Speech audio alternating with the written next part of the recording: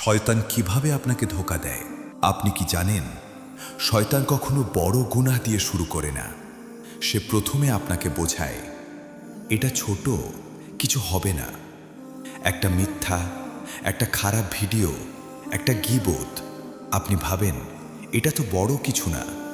কিন্তু এভাবেই ছোট ছোট গুনাহ আপনাকে বড় গুনাহের দিকে নিয়ে যায়। প্রিয় নবী হযরত মুহাম্মদ সাল্লাল্লাহু আলাইহি ওয়াসাল্লাম বলেছেন, ছোট গুনাহকে অবহেলা করবেন না, কারণ এগুলো জমতে জমতে ধ্বংস ডেকে আনে। তওবা করতে দেরি করানো শয়তানের বড় ফাঁদ। আপনি গুনাহ করেছেন, আপনি জানেন এটা ভুল, কিন্তু শয়তান আপনাকে বলে এখন না, পরে তওবা করবেন। আপনি এখনো তরুণ। এভাবেই সময় চলে যায়, আর একদিন সময় শেষ হয়ে যায়। তাই মনে রাখবেন, তওবা দেরি করার মতো কোনো নিশ্চয়তা নেই। নামাজ থেকে দূরে সরানো সবচেয়ে বড় পরিকল্পনা। ভালো কাজ করতে লজ্জা দেওয়া।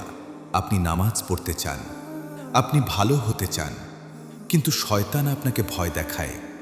মানুষ কি বলবে, বন্ধুরা হাসবে। আপনি লজ্জা পান আর ভালো কাজটা ছেড়ে দেন। কিন্তু ভাবুন, মানুষকে খুশি করতে গিয়ে আপনি কি আল্লাহকে কষ্ট দিচ্ছেন না? শেষ ধোঁকা, আপনাকে ভালো মানুষ ভাবানো। এটাই শয়তানের সবচেয়ে বিপজ্জনক চাল। সে আপনাকে বোঝায় আপনি তো ভালোই আছেন, আপনার তো কোনো সমস্যা নেই।